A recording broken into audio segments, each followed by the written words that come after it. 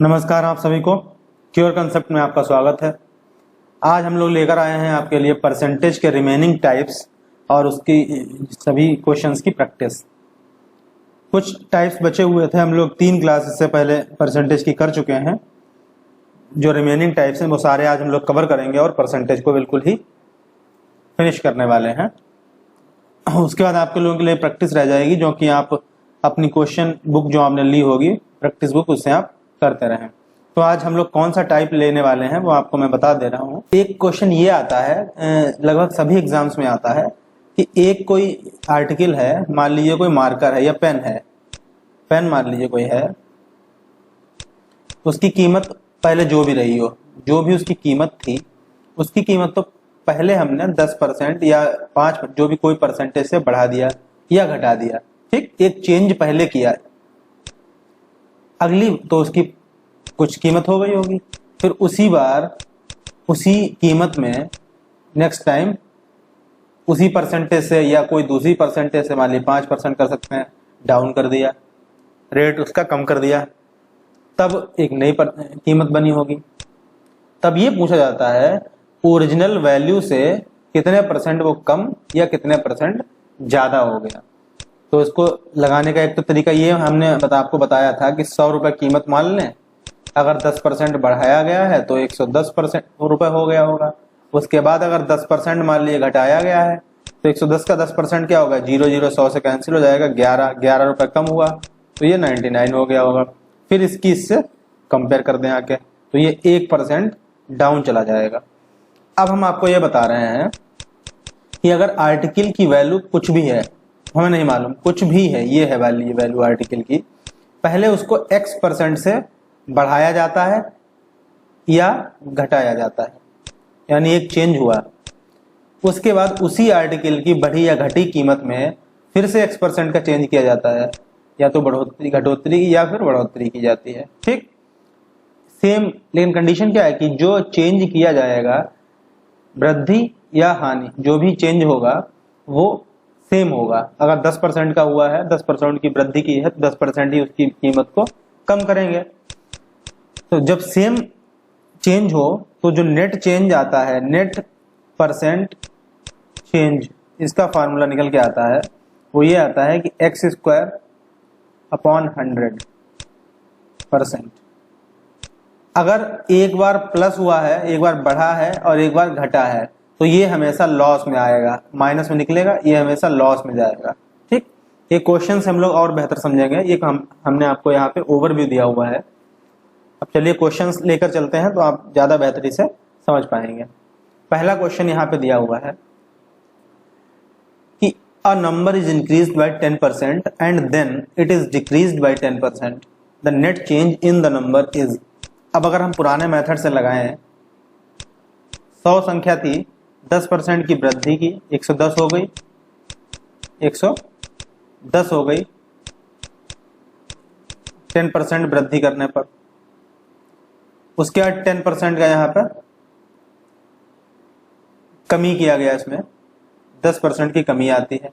अब 110 का 10% देखिए, ये 0 और ये 0 जो अपॉन में परसेंट में 100 आता है ना, वो उससे कट जाएंगे, 11 और 1 की मल्टीप्लाई तो 11 आ जाएगा, यानी 11 रुपए 110 से कम हो गई तो कितनी बची होगी, 99,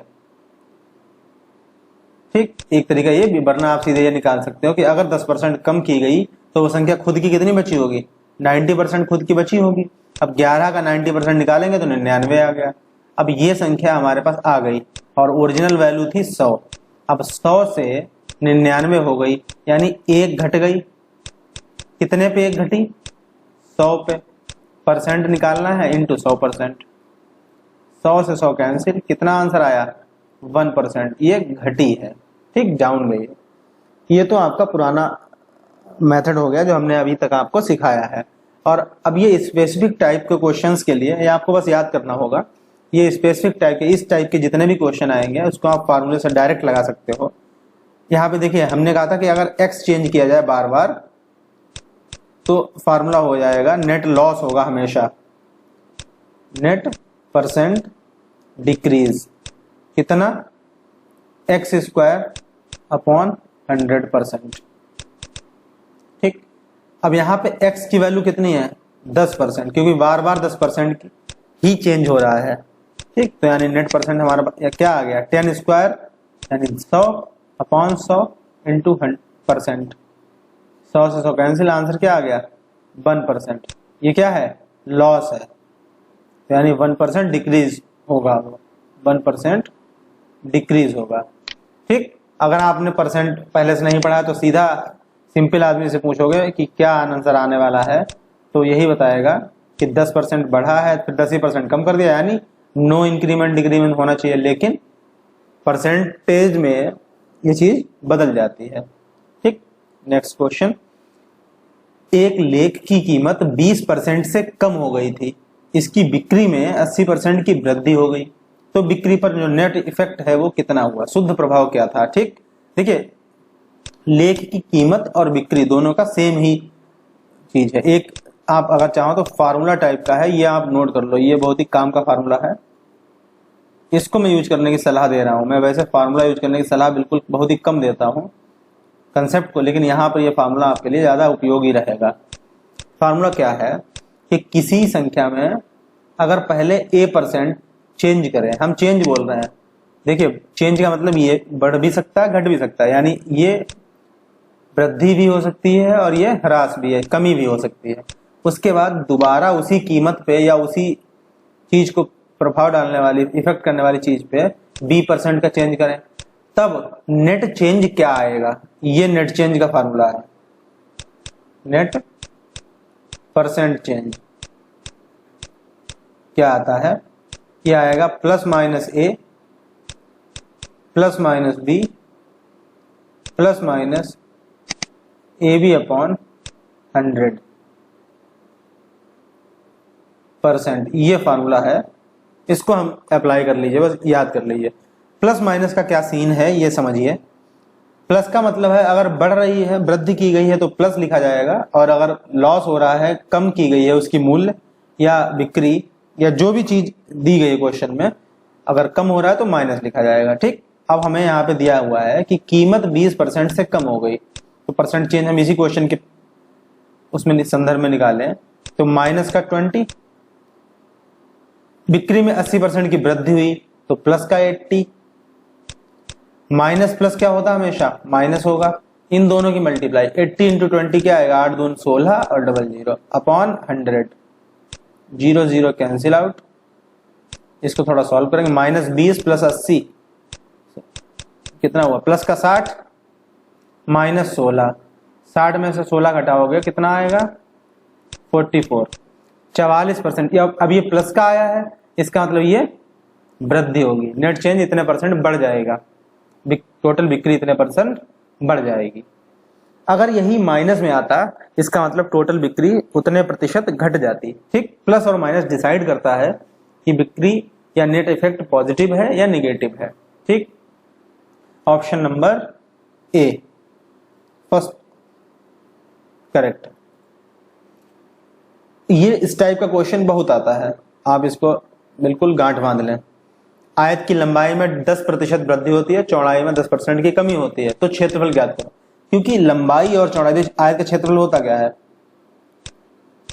आयत का क्षेत्रफल क्या होता है, लंबाई इंटू चौड़ाई। देखिए अगर हम लंबाई में कुछ चेंज लाएंगे तब भी क्षेत्रफल प्रभावित होगा, चौड़ाई में अगर हम कोई चेंज लाएंगे तब भी हमारा क्षेत्रफल ही प्रभावित होगा। तो इनडायरेक्टली हम लंबाई और चौड़ाई में परिवर्तन करके क्षेत्रफल को ही परिवर्तित कर रहे हैं, यानी एक ही चीज परिवर्तित हो रही है। और हमने आपको बताया जब एक ही चीज परिवर्तित हो तब हम फार्मूला यूज कर सकते हैं एक्स स्क्वायर अपॉन 100 या plus minus X plus minus Y plus minus X Y upon 100। तो यहाँ पे अगर आयत के क्षेत्रफल में परसेंट चेंज पूछा जाए, net change, percent net change, तो क्या आएगा एक्स स्क्वायर अपॉन 100 का। क्यों? क्योंकि एक 10% की ही वृद्धि की गई पहले, फिर 10% की ही कमी की गई चौड़ाई में, यानी आ जाएगा 100, 10 का स्क्वायर 100 अपॉन 100% यानी 1%। और ये क्या होता है हमेशा कमी होती है, तो 1% की कमी, ये आंसर हो गया हमारा, decreased by 1%। Option number 3 is the right answer. Next question कह रहा है the price of an article is first decreased by 20% and then increased by 30% if the resulting price is 416, the original price of the article is. ठीक, एक लेख की कीमत पहले 20% कम की गई, फिर 30% की वृद्धि हुई। ठीक, हमने आपको अभी एक फार्मूला बताया है परसेंट नेट चेंज का, plus minus A plus minus B plus minus A B upon 100, ये हमने आपको फार्मूला बताया। ठीक, अब यहाँ इसको मन में बिल्कुल कर लें। ए की वैल्यू हमारे पास है 20, कम हुई तो माइनस में, बी की वैल्यू हमारे पास है 30, बढ़ाई गई, वृद्धि हुई है तो प्लस में, और तो यहाँ पे क्या लिखेंगे सीधा, -20 प्लस 30 और माइनस और प्लस कितना होता है माइनस, 20-30 की मल्टीप्लाई करेंगे तो आएगा 600 अपॉन 100। सॉल्व कर लेंगे जल्दी से। 30 में से 20 माइनस का घट गया, प्लस का 10 और माइनस का 6, तो प्लस का 4 बचा। इसको आप सॉल्व तो कर ही सकते हैं बोर्ड मास से। 30 माइनस 10 हुआ, माइनस 6, अब 4 बचा, 4 प्लस का बचा, यानी 4%, प्लस का मतलब बढ़ रहा है। ठीक, लेख की मूल कीमत 4% बढ़ गई होगी। अब ये कह रहे हैं कि परिणामी मूल्य कितना था, कहाँ गया, परिणामी मूल्य 416 रुपए था। अब अब सीधी बात समझिए, अगर 100 रुपए पहले मूल्य रहा होगा, 4% बढ़ गया है तो कितना हो गया होगा, 104 रुपए हो गया होगा। अब यही 104 416 के बराबर है, ये कह रहे हैं। इसका मतलब 100 हमारा किसके बराबर होगा, 416 अपॉन 104 इंटू 100, इसके बराबर होगा। या यहाँ सीधे कह सकते हैं कि 104 से 416 बनाने के लिए 4 से गुणा की गई है, तो यानी 100 को भी 4 से गुणा कर देंगे, 4 से गुणा करेंगे तो आंसर क्या आ जाएगा, 400। अब यहां से नहीं, ऐसा नहीं समझ में आ रहा तो यहां से देख लो, सॉल्व कर लो इसको। 13 8 104, 13 3 39 बचा 2, 6 26, 13 दूनी 26, 8 1 8, 8 चौक 32, 4 इंटू 100 400। ऐसे कर सकते हो, जो तरीका आपको सही लगे। एक क्वेश्चन को लगाने के दसियों तरीके हो सकते हैं, सभी का लगाने का अपना तरीका है। जो जिसको बेटर लगता है, जिससे आसानी लगती है, वो उसको अपनाता है। आप भी स्वतंत्र हैं, आपको जो तरीका अच्छा लग रहा है वो आप अप्लाई करें। ठीक है, 5वां क्वेश्चन कह रहा है कि एक भिन्न के अंश में numerator of fraction is increase by 20%, भिन्न का अंश जो है वो 20% बढ़ा दिया जाता है। डिनोमिनेटर इज डिक्रीज्ड बाय 20% और डिनोमिनेटर को 20% घटा दिया जाता है। The value of fraction becomes, तब भिन्न का जो मान है वो 4/5 हो जाता है। द ओरिजिनल फ्रैक्शन इज, मूल भिन्न ज्ञात करो। ओके, देखिए परिणामी हो क्या जाता है, अब ये मान लो परिणामी भिन्न हो जाता है 4/5। ठीक, अब ये क्या है, 4 क्या है, भिन्न के अंश में 20% की वृद्धि हुई है, ये 120% है। ये क्या है, कहाँ गया, हाँ ठीक। अब 4 हमारा क्या है, ये जो है ये यहां मान लो, सॉरी इसको ऐसे मत लिखो, ऐसे लिखो इसको, ये पहले जो वैल्यू यहां रही होगी इसका ये कितना है 120%, क्योंकि 20% वृद्धि हुई है। अगर ये 100% रहा होगा यहां, तभी 120% 4 होगा इसका, है ना। और ऐसे ही 5 में क्या हुआ है, 5 क्या है, हर है, भाजक है, इसमें 20% की कमी हुई है, यानी ये अपनी पहली वाली वैल्यू का 80% होगा। बस इस बात को ही आपको समझना है, बाकी तो क्वेश्चन लग चुका है। ठीक, समझिए। अब ये समझ सकते हो, अगर 120% 4 है, अगर 120% तुम्हारा 4 है तो 100% कितना रहा होगा, 4/120 इंटू 100 इतना रहा होगा। 0 0 कैंसिल हो गया, 4 3 12, यानी 10/3 रहा होगा।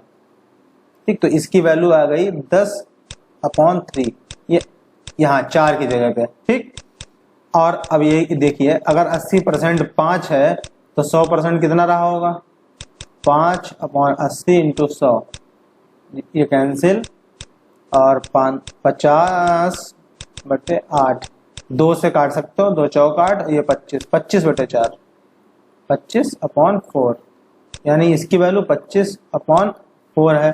भिन्न निकालनी है, ये हर का मान है, ये अंश का मान है और ये हर का मान है। भिन्न का मतलब दोनों को बटे में कर देंगे बस। अब दोनों ही फ्रैक्शन हो गई, तो आपको पता है कि मध्य पद की मध्य पद से गुणा और बाह्य पद की बाह्य पद से गुणा, यानी आंसर हमारा क्या आने वाला है, 10 इंटू 4/3 इंटू 25। बस आंसर आ चुका है। 5 2 जा 10, 5 5 जा 25, मल्टीप्लाई करेंगे 4 2 जा 8/3 5 जा 15, 8/15, ये आंसर है हमारा। कहाँ है, दूसरा ऑप्शन। ठीक, ये इसका तरीका है।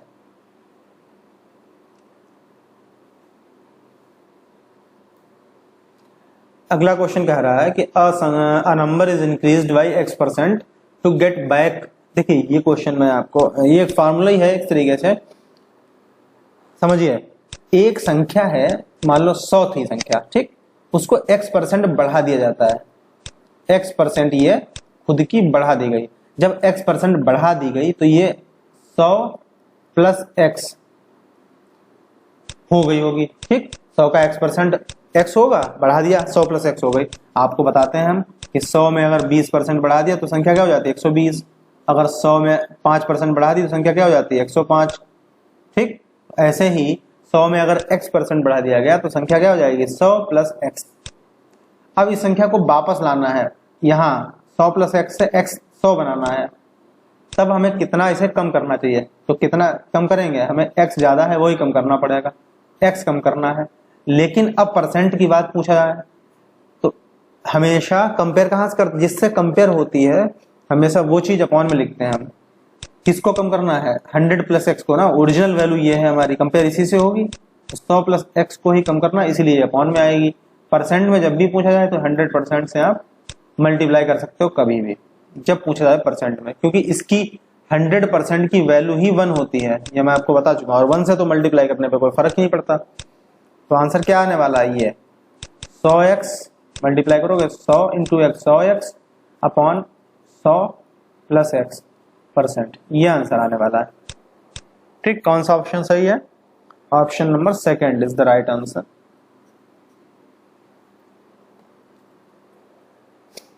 सेवंथ क्वेश्चन बोल रहा है 8% of voters in an election didn't cast their votes. In this election, there were only 2 candidates. The winner, by obtaining 48% of total votes, defeated his contestant by 1100 votes. The total number of voters in the election was okay. अब ये कह रहे हैं कि एक चुनाव था, उसमें 8% लोगों ने वोट नहीं डाले, ठीक। तो हमें सीधे से ये बात समझ में आ गई कि अगर 100 वोटर्स थे उस गांव में या उस शहर में, 8% लोग ऐसे थे, 8 लोग ऐसे थे जिन्होंने वोट डाला ही नहीं, ठीक। इसका मतलब 92 लोग ऐसे होंगे जिन्होंने वोट डाला है, ठीक। क्लियर बात हुई। अब हमें इन 92 लोगों के बारे में बात करनी है, जिन्होंने वोट नहीं डाला है उनकी तो कोई बात ही नहीं, छोड़ दो उन्हें। चुनाव में सिर्फ 2 लोग थे, अब इन 92% को 2 लोगों में बांटना है। एक हमारे ए भैया थे और दूसरे बी भाई थे, दोनों लोग चुनाव लड़ रहे थे। ए कुल मतों का 48% प्राप्त कर विजेता ने, मान लिया ए जीते, कोई भी एक लोग जीतेंगे दोनों में से, तो ये माना कि ए जीत गए हैं। जब ये जीतने वाले हैं तो इनको 48% वोट मिले, कितने, 48%। अब 92 में से, ये 92 था, 92 में से 48 तो ये ले गए, बचे कितने, 44%, वो इन्हें मिले होंगे बी को, ठीक। डिफरेंस कितना है दोनों में, इनको 48 मिले, इनको 44 मिले, तो 4% का डिफरेंस है, यानी ए ने बी को 4% से हराया है। अब क्वेश्चन में कहा गया है कि ए विजेता ने प्रतियोगी को 1100 मतों से पराजित किया, यानी हमारा यही जो 4% निकला है ये 1100 के बराबर हो गया, ठीक। कुल मतदाताओं की संख्या पूछी है, कुल मतदाता कितने थे, 100 थे। अब 92 मत निकालिए, अगर ये पूछता कि कितने लोगों ने वोट डाले, कितने मतदाताओं ने वोट डाले, तो हम आंसर निकालते 92% वाला। लेकिन पूछा गया है कि कुल मतदाता तो थे तो 100 लोग ना, मतदाता तो 100 थे, 8% लोगों ने वोट डाले नहीं, ठीक, तो हमें 100 निकालना है। अब 4 से 100 बनाना, सीधा 25 से मल्टीप्लाई कर दो, जब यहाँ 25 से करोगे तो यहाँ भी 25 से मल्टीप्लाई कर दो, बस आंसर आ जाएगा। 00 तो ऐसे ही 25 से 25 के 5 हासिल दो, 25 से 25 और 2 27, 27,500 आंसर आपका आया है। कुल मतदाता इतने थे। अगर पूछा जाता कि कितने मतदाताओं ने वोट डाले, तो हम यहाँ पे 100 नहीं निकालते, 100% नहीं निकालते, हम कितना निकालते हैं 92%। और 92% निकालने के लिए क्या करते हैं हम, 4 था ही हमारे पास, तो हम 23 से मल्टीप्लाई कर देते हैं, ठीक, दोनों तरफ, तो आंसर आ जाता है। अगर बाई चांस पूछा जाता कि कितने मतदाताओं, देखिए इस सवाल से 3 सवाल बन सकते हैं। अभी इस क्वेश्चन पूछा गया कि कुल मतदाताओं की संख्या, हमने निकाल लिया। अभी पूछा जा सकता है इसी क्वेश्चन में कि कुल कितने मतदाताओं ने वोट डाले, तब हम 92 की वैल्यू निकालेंगे। इसी क्वेश्चन में पूछा जा सकता है कि कितने मतदाताओं ने वोट नहीं डाले, तो हम वैल्यू किसकी निकालेंगे, तो हम वैल्यू निकालते 8 की, ठीक, ये आपको समझना होगा। 8वां क्वेश्चन कह रहा है एक शहर की वर्तमान आबादी जो है वो 1,80,000 है और यह हर साल 10% की दर से बढ़ती है, ठीक। 2 साल बाद इसकी आबादी कितनी होगी, देखिए समझिए बात को, इसको सीधे ऐसे लगा सकते हैं। अभी कितनी, 1,80,000। अब ये अगर 10% बढ़ी है तो अगले साल ये खुद की कितनी हो जाएगी, 110%। ये हो गई 1 साल के बाद की जनसंख्या। उसके अगले साल ये फिर 10% बढ़ेगी तो खुद की कितनी हो जाएगी, 110% फिर से। बस इसको सॉल्व कर लो, आंसर 1,80,000 इंटू 110/100, परसेंट का मतलब अपॉन 100, 110/100, 1 2 3 4 जीरो है, 1 2 3 4 जीरो है। आंसर क्या आ जाएगा, 1800 इंटू 11 और 11 की मल्टीप्लाई 121, 00 इधर, 18 से मल्टीप्लाई जल्दी से कर लो। 18 का 18 का हासिल लगा 1, 18 2 36, 1 37 हासिल 3, 18 का 18 3 21, 21 78 00 कहाँ है, ये रहा, आंसर आ गया, ठीक है ना। अगला क्वेश्चन कह रहा है कि एक गांव की वर्तमान आबादी 676 है, 676 यानी 6,76,000 है, 67,600 सॉरी।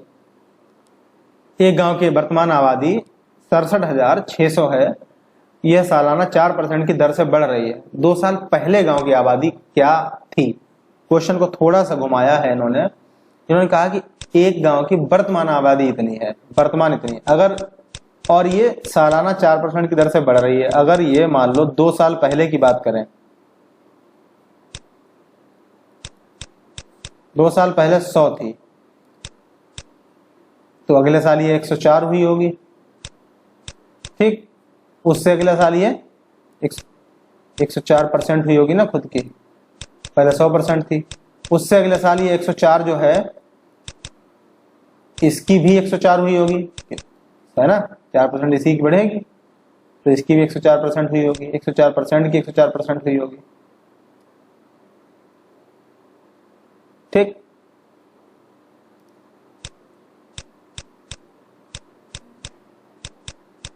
तो ये कह सकते हैं कि 104/100 इंटू 104/100% हो गया। इसकी वैल्यू है 676,000। हमें निकालना है 2 साल पहले की आबादी, यानी 100 की वैल्यू निकालनी है। इतने परसेंट की वैल्यू ये है, तो हमें 100% निकालना है। पहले तो इसको थोड़ा सॉल्व करो, 4 से डिवाइड करोगे 26 चौक 26 और ये 25, यहाँ भी 26 25, यानी आ गया 676/625% की वैल्यू आ गई 676,000। इसका मतलब 100% की वैल्यू क्या आ जाएगी, 676,000 अपॉन 675 वो ऊपर चला जाएगा, और परसेंट में निकालना तो 100% और, ठीक। 676 कैंसिल हो गया, आंसर आ गया 625 और 00। ये आंसर कहाँ गया, पहला ऑप्शन। ठीक। अब इसी क्वेश्चन को हम दूसरे तरीके से भी लगा सकते हैं, थोड़ा सा अगर चाहो तो पहले ही, सॉरी कहाँ निकल गया, ये पहले ही सॉल्व कर लो थोड़ा सा। देखो चलो मिटाओ मत, थोड़ा दूसरा पेन कलर बदल लेते हैं। ये रहा, ओके। देखो ये मान लिया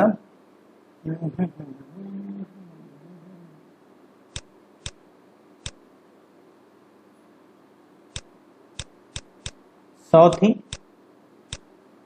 एक साल में 104 हो गई, दोनों तरफ डिवाइड कर लें, यानी 25 थी, 4 से डिवाइड किया तो यहाँ 25 आएगा, यहाँ 4 से डिवाइड किया तो 26 आएगा, यानी 25 से 26 हो रही है ये एक साल में।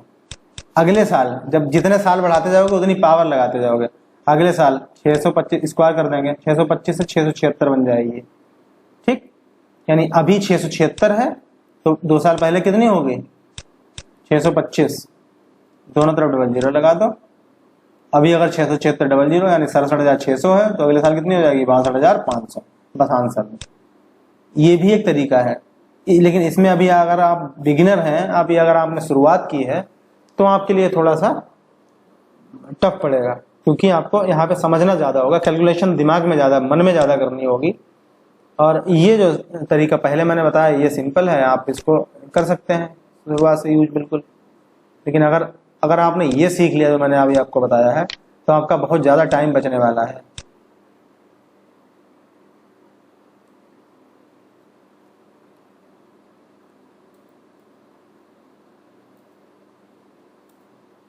अगर आपने ये सीख लिया तो आपका बहुत ज्यादा टाइम बचने वाला है। 10th क्वेश्चन कह रहा है, if a man receives on 1/4 of his capital 3% interest, okay, on two third 5% and on the remainder 11%, the percentage he receives. थोड़ा सा नया क्वेश्चन है, अच्छा क्वेश्चन है। इस टाइप के क्वेश्चंस भी पूछे जाते हैं, खासकर मेंस में इस टाइप के क्वेश्चन एक आध आता ही आता है। देखिए, यदि एक आदमी अपनी पूंजी के 1/4 पर, पूंजी कितनी है हम नहीं जानते, हम मानने का प्रयास भी नहीं करें, कुछ भी हमने मान लिया 1 रुपया पूंजी है उसकी, तो 1/4 कितना हुआ 1/4 हुआ। ये 1/4 पर 3% ब्याज प्राप्त कर रहा है, 3%, ठीक। 2/3 पर यानी 2/3, इस पर कितना प्राप्त कर रहा है 5%, प्लस अगला शेष पर। अब देखिए 1/4 निकल गया, 2/3 निकल गया, जरा इसको सॉल्व करो, 4 × 12, 3 × 3 और 4 × 2 8, यानी 11/12 पार्ट हो गया, यानी 1/12 बचा है। जब 11 हो गए 12 में से तो 1 बचा है, यानी 1/12 पे 11% प्राप्त कर रहा है। तब वह प्रतिशत जो पूरे प्राप्त करता है, बस इसको भिन्न को सॉल्व कर लो, कितना प्राप्त कर रहा है पूरे पे 3/4% प्लस 5 दूनी 10/3% प्लस 11/12%। 12 एलसीएम ले लिया हमने, 4 × 12, 3 से 3 की गुणा 3 × 9, प्लस 3 × 4 = 12, 4 × 40 प्लस 12 × 1 = 12, इतने परसेंट। सॉल्व कर लो, 9 और 11 20 और 60 40, 60 हो गया, 60/12%, यानी 5%। 5% इज द आंसर। कहाँ 5%, ठीक। पेन का कलर हम चेंज कर रहे हैं।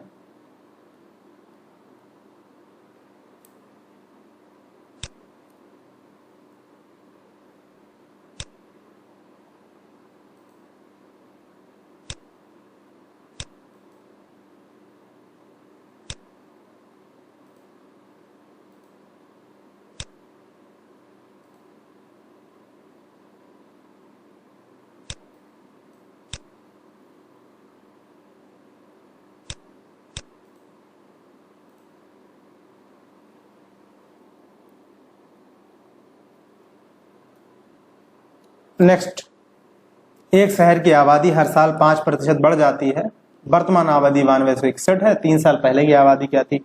सेम क्वेश्चन हम लोग अभी एक लगा चुके हैं, चलिए इसको भी कर लेते हैं जल्दी से। 5% बढ़ जाती है, पहले 5% का मतलब क्या है, देखिए आप तरीका बदल दिया मैं थोड़ा, इसमें हर क्वेश्चन को अलग तरीके से लगाइए, आपके पास वैरायटी ऑफ मेथड्स हो जाएगी। ज़्यादा मेथड जब आपके पास में है तो आप वहां से एक मेथड भूल भी गए तो आप दूसरे से लगाइए, दूसरा भूल गए तीसरे से लगाइए। एक क्वेश्चन को कई तरीके से लगाना सीखिए। 5% का मतलब क्या है? 1/20। ये मैंने कैसे निकाला? क्योंकि 5% का मतलब होता है 5/100। परसेंट का मतलब 1/100। 1/20 तो 1/20। 1/20 इतना क्या हो रहा है? बढ़ रही है। इसका मतलब हम क्या समझ सकते हैं कि कोई चीज पहले 20 थी तो वो 1 बढ़ गई 20 पे, यानी अब कितनी हो गई बढ़ने के बाद? 21 हो गई। ठीक, 20 से 21 हो गई बढ़ने के पहले साल में। अगले साल में फिर अब देखो जितने साल बढ़ते जाएंगे उतना ही 20 और से 20 में 400, 400 से 21 का स्क्वायर 441 हो गई। ये फर्स्ट ईयर की बात है, ये सेकेंड ईयर की बात है और ये थर्ड ईयर की बात है। 20 का फिर 8000। ये पावर 1 लिखी जाएगी। पहले साल में जो संख्या होगी उसकी घात, दूसरे साल में संख्या घात 3, तीसरे साल में घात, दूसरे में 2 घात, तीसरे में 3 घात। और 21 का क्यूब जब करेंगे यानी 21 की इसी से मल्टीप्लाई कर देंगे, ये खुद का 21 हो जाएगी ना ये, तो ये हो जाएगा 9261। वर्तमान ये पहले साल की जनसंख्या है, इधर वाली ये पहले साल की है, 3 साल बाद इतनी। ये तरीका होता है इसको सॉल्व करने का। तीसरा अच्छा तरीका है, इसको समझ लें। अभी कितनी 9261 ही है। 9261 अगर है तो 3 साल पहले कितनी थी? 8000 थी। 2 साल पहले पूछा जाए तो उसको भी निकालेंगे। ठीक है, कहाँ गया 8000? ये फर्स्ट आंसर हो गया। हाँ, इस टाइप के क्वेश्चन भी बहुत इंपॉर्टेंट क्वेश्चन है, इसको मार्क कर लीजिए और जरूर आए, आते ही आते हैं इस टाइप के क्वेश्चन। देखिए, चीनी के दाम में 20% की कमी की जा रही है। अब एक व्यक्ति 36 के लिए ₹36 में 500 ग्राम चीनी ज्यादा खरीद सकता है। यानी यह कह सकते हैं कि 36 रुपए का 20% कम हुआ होगा ना, उसके पास 36 रुपए थे, 20% कम हो गए, तो इसके पास इतने रुपए एक्स्ट्रा आए होंगे। कितने? 36 का 20% कितना आया? ये कैंसिल, 36 दूनी 72, यानी 7.2। 7.2 रुपए उसके पास इतने रुपए के एक्स्ट्रा में हो गए, क्योंकि चीनी रेट कम हो गया ना। तो जितनी चीनी पहले ये 36 रुपए में लेता था उतनी ही चीनी उसको मिल जाएगी, लेकिन 7.2 रुपए, 7 रुपए 20 पैसे इसके पास अभी भी शेष बचे जाएंगे। उन्हीं रुपयों से इसने क्या किया होगा? आधा किलो चीनी ज्यादा खरीद ली, ये तो बोल रहे हैं। यानी हमारी अब घटे हुए रेट पर 500 ग्राम चीनी मिल रही है 7.2 रुपए में। इसका मतलब 1 किलोग्राम यानी इसका डबल कितने मिलेगी? 14 रुपए 40 पैसे में। ठीक, अब ये हो गई हमारी घटी हुई कीमत। ये कैसी कीमत है? घटी हुई कीमत।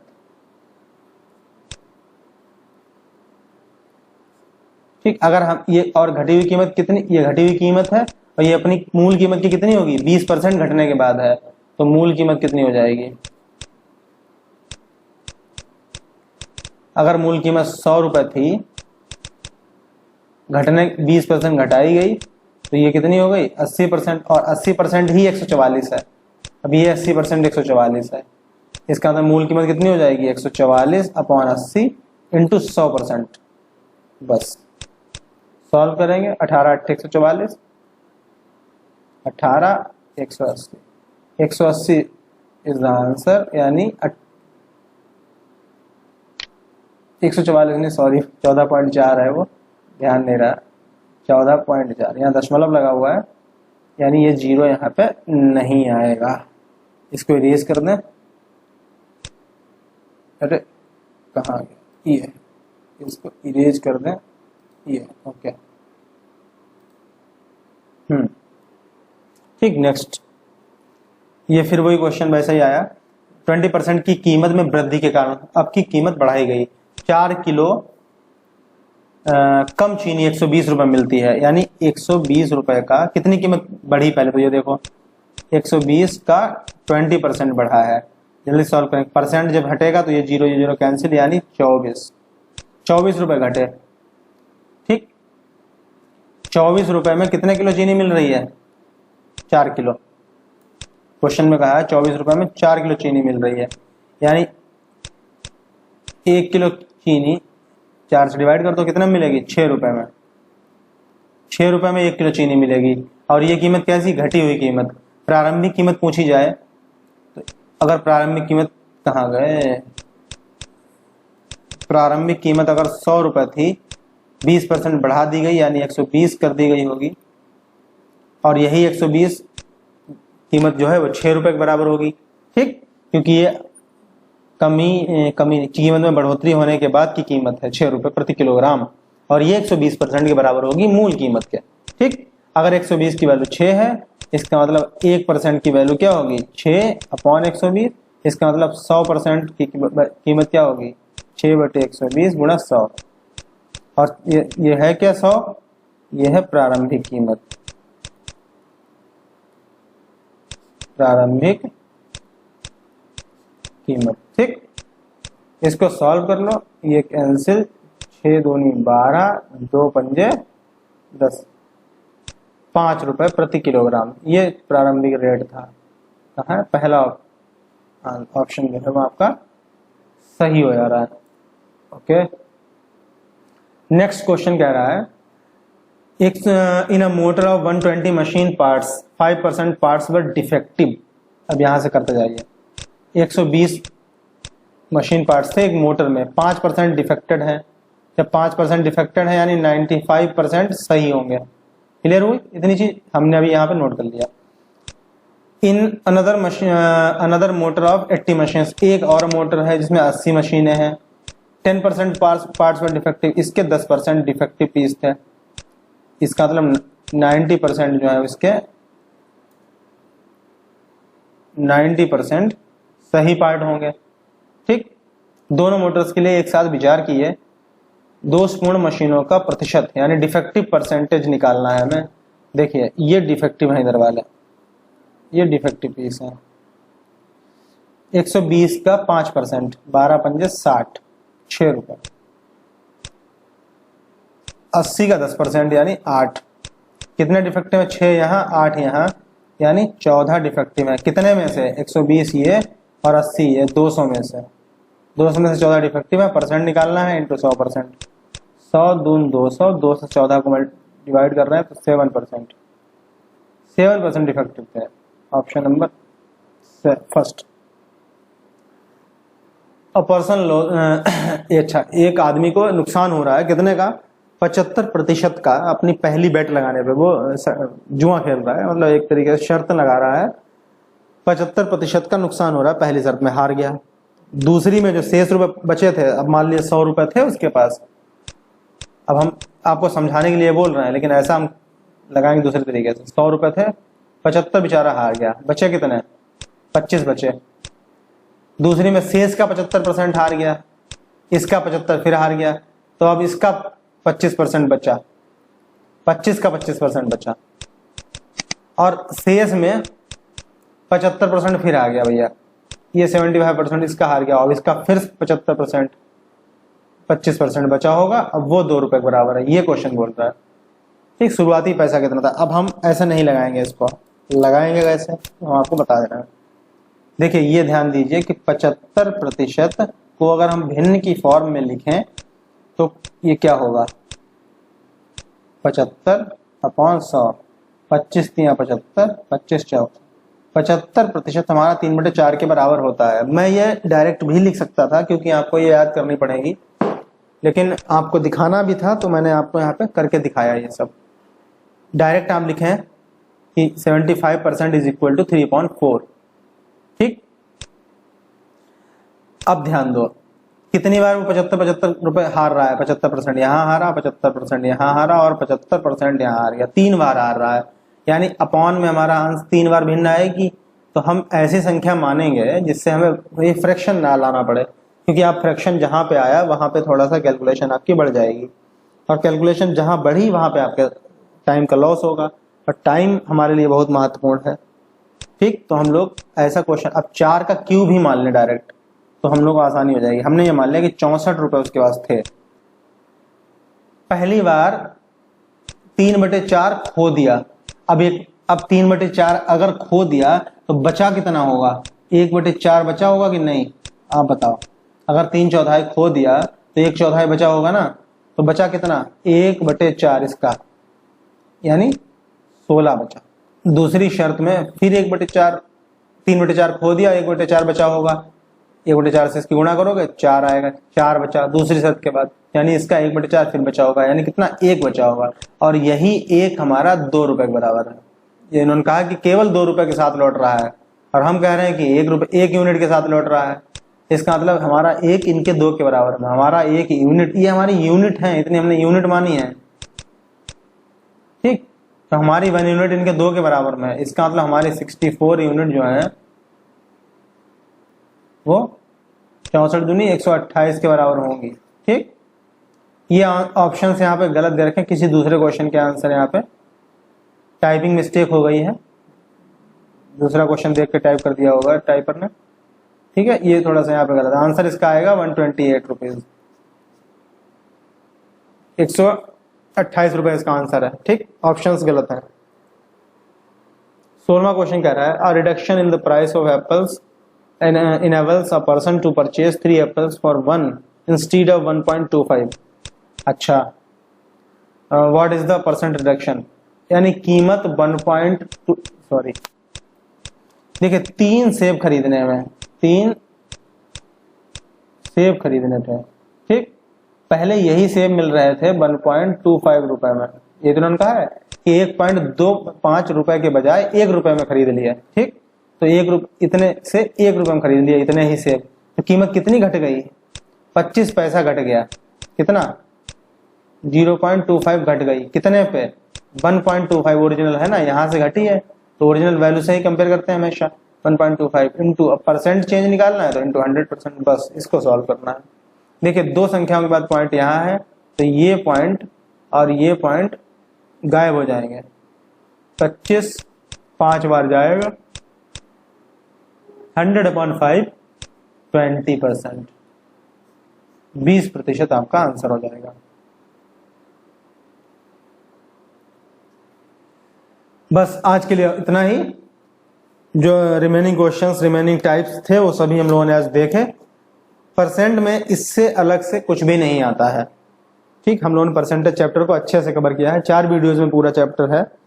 और जिन लोगों ने अभी तक पुराने वीडियोस नहीं देखे हैं परसेंटेज के जाके, तो वो हमारे आई बटन पर क्लिक करके उनको देख सकते हैं, और डिस्क्रिप्शन बॉक्स में भी लिंक दिया जा रहा है, या हमारे चैनल पे जाके प्लेलिस्ट में आप परसेंटेज को देख सकते हैं।